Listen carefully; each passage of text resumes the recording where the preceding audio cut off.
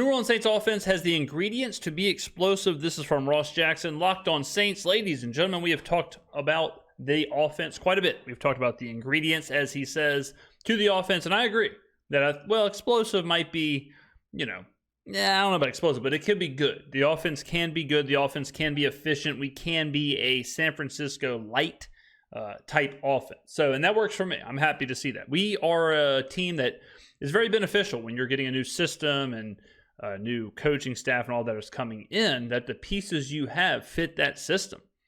The pieces that we have fit this system like cartoonishly well, almost like hilariously well, how good the Saints roster is to plug into what Klint Kubiak wants to do, down to Alvin Kamara, to Derek Carr, to Chris Olave, to Taysom Hill, to even to Talise Fawaka. Like, it is a perfect fit. Now, does that guarantee the results? No, of course not, but it does help for sure. It'd be much harder if our running back was Najee Harris, because then you're thinking, okay, we need someone who can do more than what Najee Harris does. The fact that we have Alvin Kamara in this offense that is tailor-made for him, really good stuff. So let's go ahead and listen to Ross.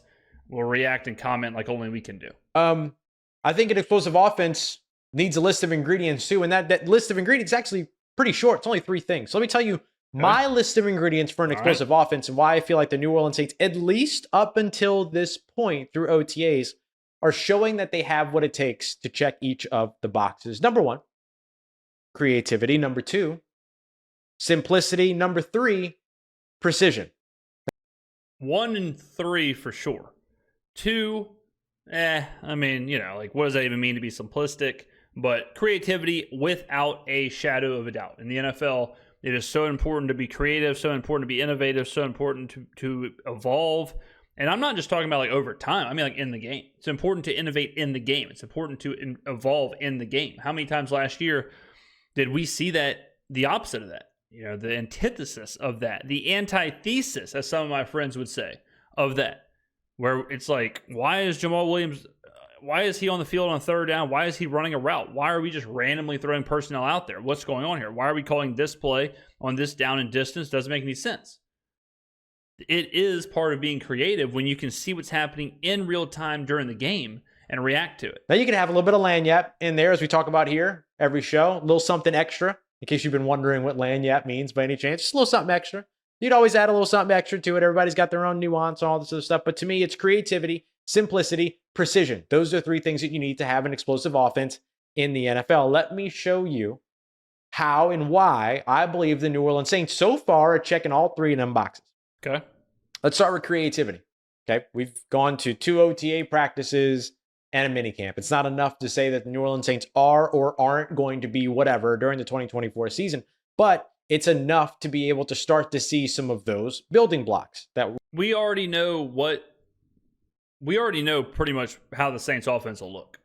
If you go and take the San Francisco 49ers offense from last year, and you go take some of the sets and percentages of plays and all the stuff that Klint Kubiak called when he was an OC, if you put that together, you'll get pretty close to what our offense will be. I can go ahead and tell you, we will run 3 wide receiver sets, the 11 personnel, however you want to say it. If you've been listening to Mike Lombardi's podcast, and you'll call it the 11 personnel, you're going to see us run that probably the least in the NFL, if not bottom 3, bottom 4. Conversely, you're going to see us run 2 running back sets somewhere between 25 to 30% of the time. You're going to see us run pre-snap motion, I would say top 5 most in the NFL. Those are going to happen. I don't need any OTAs to see that. I don't need any practices to see that. I don't need any training camps to see that. That is just how it's going to play. That's just how we're going to do it. Because that's what Klint Kubiak and the system that Klint Kubiak comes from, that's what they do. So we already know kind of what the offense will look like as far as scheme, strategy, style, all that stuff. We're talking about the ingredients: motion, play action rollouts, eye candy, right? The cheat motion that we talked about in yesterday's quick hit episode after OTAs, where a receiver from the slot starts in motion to the outside, around the outside receiver, picks up speed in doing so, and that way when the ball is snapped, they're already close to top speed before they're crossing the line of scrimmage. Those little... You remember the Arena League? The Arena League might still be around. But I remember at the beginning of the Arena League, wide receivers could do vertical motion. So they'd line up like 7 yards back off the line of scrimmage, and they would pretty much get a full sprint at the line of scrimmage to win the play snap. They were at full speed. Insane. That's so hard for a defensive back to deal with. Things, the eye candy of the crossing routes, attacking the middle of the field, these are all things that lean into creativity. Yes. And now I'm just going to ask you straight up. You're going to ask me. Did you see a lot of creativity in the 2022 New Orleans Saints offense? No, it's the opposite. But that, like we said all year last year, it proved itself time and time again where, don't look at me like that, Ross, where when we had like a bye week or we had extra time to prepare, nothing changed. One of our worst offensive performances was off of one of our worst offensive performances in a bye week. And I'm talking about the Atlanta Falcons game on Thanksgiving weekend where we had just got dog walked by the Minnesota Vikings in a horrific offensive performance. We had a bye week, and then we came in there in Atlanta and kicked 6 field goals. Like, the extra time didn't benefit us because we weren't creative enough, and by us, I mean Pete Carmichael, we weren't creative enough to do anything with it. We could have had 60 days in between games. It wouldn't have mattered. We would have ran the exact same thing. So that told you, and what told you was the fact that we could not score in the opening possession. I think it took us until the Buccaneers game, the penultimate game of the year. That means second to last, ladies and gentlemen. I believe that was the first time we scored on the opening possession of the game, our opening possession of the game. When you can't score on the opening possession of the game, it's because you cannot draw up a play script. The opening possession should be a team's most successful series because that is the plays that they practice all week. That's the script. They're running a script. Most teams are really good in the first 10 plays, 20 plays of a game because there is no adjustment. There is no anything. It's just run the script. We weren't even good enough, creative enough to build that. Carmichael couldn't build, and whoever else is part of this, could not even build a 10 to 15 play script to start a game, much less build a creative and innovative offense. Did you see a lot of creativity in the 2023 New Orleans Saints offense? No. Pretty easy no's, right? Or if nothing else, a whole lot of not enough conversation. There was no creativity. 2 other spots you can see no creativity was Alvin Kamara's receiving, how he caught passes. We just recently did this where we went and looked at all of his catches in that 13 reception for 33 yards game, and they're all the same. There's dump passes. It's just snap, dump pass, snap, dump pass, snap, dump pass. Another way to look at it is Taysom Hill. When you look at what Taysom Hill was doing last year, they might as well have just got to the line of scrimmage and said, hey, Taysom's running the ball. And then Taysom just ran forward. No creativity there. So those are 4 examples of the bye week or extra time being thrown away, the opening possession, Alvin Kamara as a receiving back, and Taysom Hill. If you want to really pinpoint, if you want to rewatch the entire season last year on NFL Premium or whatever, if you want to go back and watch all the games, watch those 4 things. Those 4 things right there will tell you just how bad we were creatively. And then conversely, again, 2 times I've said conversely. Everywhere, conversely squared. Go look at Sean Payton's version of the Saints. Where's he the most creative? With Taysom Hill, with Alvin Kamara as a receiver, with extra time.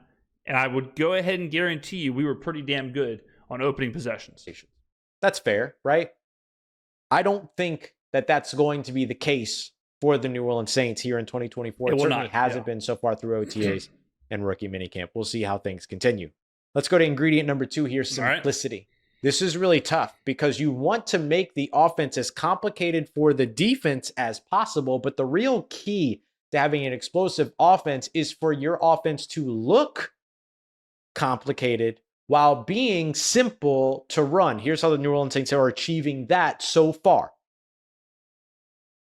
Shorten play calls. See, I was wondering if he'd say that. Okay, now, ladies and gentlemen, stay with me here. Shorten play calls make it easier to get in and out of the huddle, but it does make it more complicated for the players. Because when you have a shortened play call, now we're about to go into the weeds. A long play call tells you every part of the play. So a long play call is going to call out basically to every single player what they are doing. A shortened play call does not do that.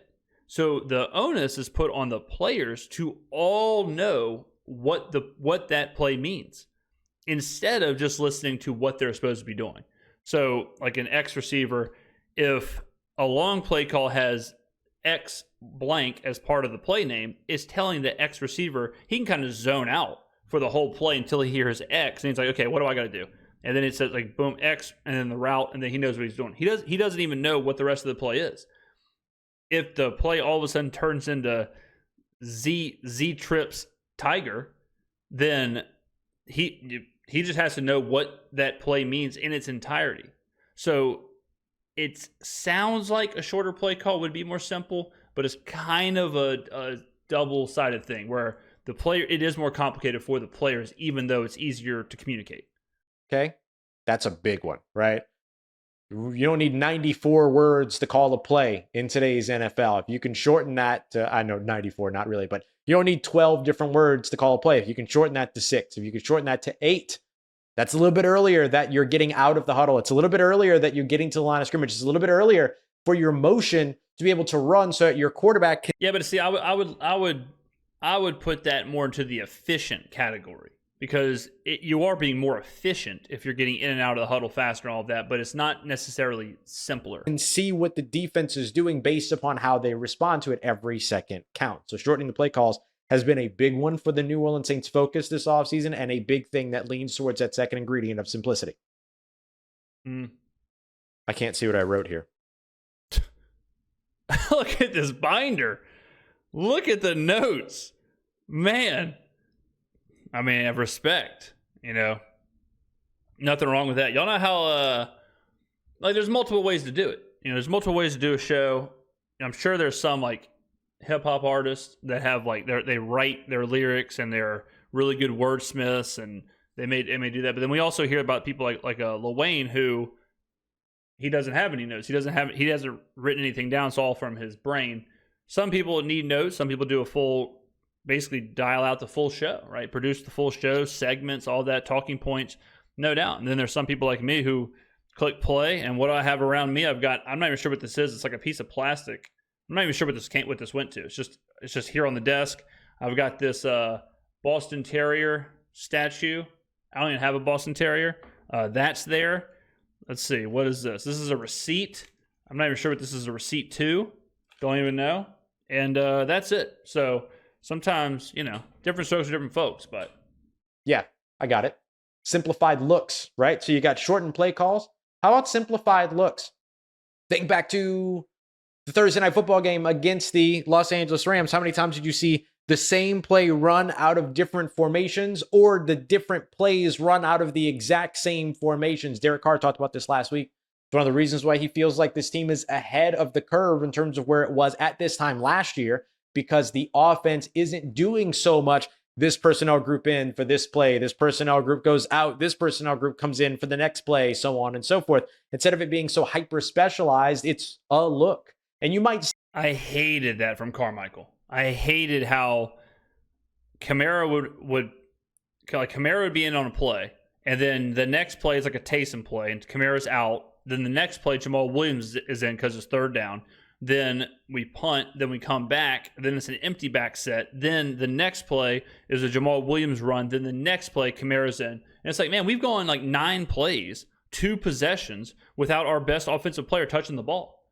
Much less, not even touching the ball, being on the field. We did that so much. I would love to see how many times we had Kamara just on the field. We would do that to start the game. Remember when I was screaming because we would have an opening possession and it would be Jamal Williams run for 1 yard, 2nd and 9, Derek Carr incomplete pass, 3rd and 9, Derek Carr incomplete pass. And I'm sitting here hey, maybe we should get Alvin Kamara on the field. We just went the opening possession and we told him, hey, sit out. And then Jamal Williams would be our third down back. So not only would Kamara not get the ball in that possession, but he wouldn't even be on the field for 2 of the plays. Still see personnel changes, but if you're going to see 11 personnel, 1 running back, 1 tight end, 3 wide receivers, that's what you're going to see. And they're going to run a bunch of different plays out of that same formation, a trips bunch, a trip stack to the left side, all these other things.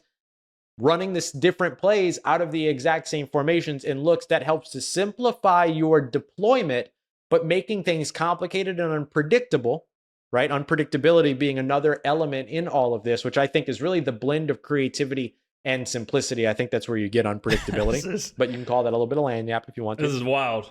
That's another way that I think that they're checking the simplicity box. So we got a little bit of creativity, sprinkled in a little bit of simplified or simplicity. Now, precision, which I think it's your protein. It's your hero of the meal.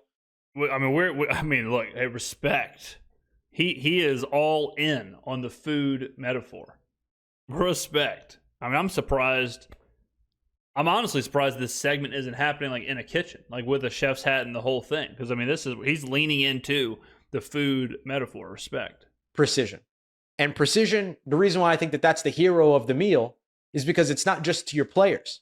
It's not just running your route correctly. It's not just reading through your progressions correctly. It's not just, climbing to the second level and protecting your gaps correctly as an offensive lineman or attacking the gaps correctly as a running back. It's the coaches making sure that they're identifying when you're not and when you are doing those things correctly. The precision has to be about the attention to detail from not just the players, but the coaching staff. So, I mean, I think the precision, I think in this offense, it's more about like reading what's happening correctly. It's just so fast. Like the offense is so fast. The offense is so specific to what it wants players to do. Like you have to be able to read what's happening and then know this is what I do if I read this.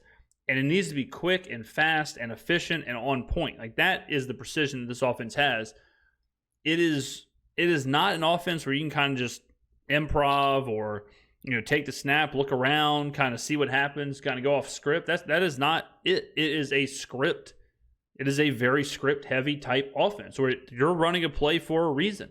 The play is called for a reason. The play is not called for you to change it on the fly. So the precision part to me is that reading everything correctly and then understanding what you have to do to benefit off of that. That's the precision. I wish you could be out there. I try to, John Hendricks and I talk about this all the time. We try to make it feel like you were out there. This is one of those moments. I'm trying to make you feel like you were out there. Watching Andrew Janocko continuously shout, or not shout, but, like coach and teach and tell these guys, listen to your feet, work on this. How about your footwork? Don't forget your footwork. Get that play call in. Here's your coverage. Where are you going? Communicating constantly. Keith Williams celebrating the good things, but letting you know when you're doing something wrong, making you do it again, all those things. Clancy Barone constantly communicating, not just with the tight ends, but with the pass catchers and everybody else that's around them. That's part of the offense. That's part of this offense is where it is so specific that it has to run perfectly in order for it to run. So all those little bitty details, it has to be part of it. And that is why the offense is tried and true. That's why it is so successful. But you have to be able to do all those details. This is different for the New Orleans Saints. And you're going to have a lot of doubters out there who are going to say, well, it's just OTAs, it's just minicamp. This doesn't matter until they get out on the field. Fine, sure, great.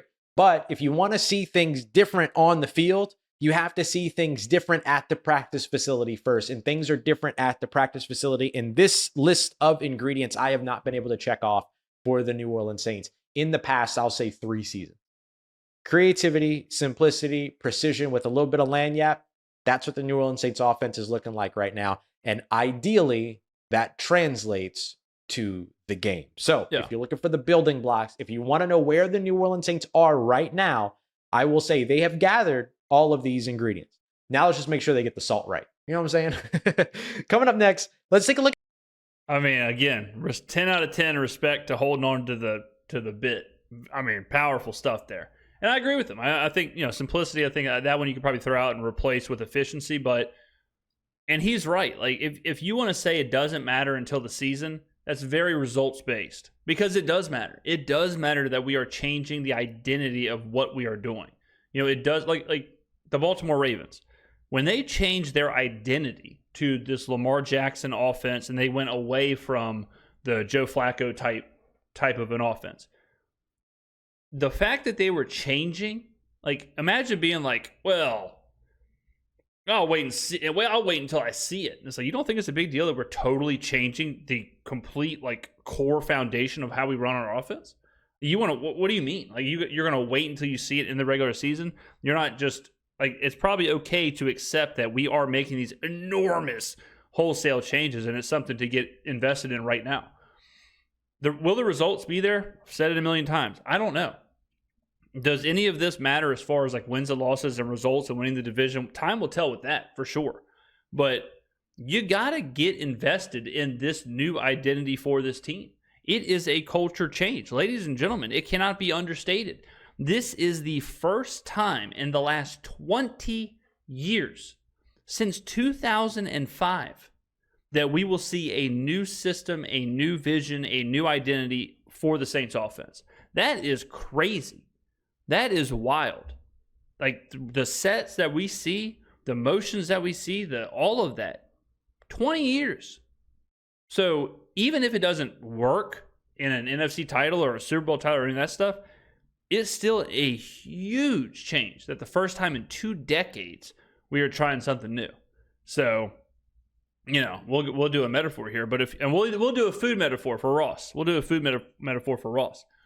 If you went to the same restaurant for 20 straight years and you only ate at that restaurant for 20 years, that was it. You never went anywhere else.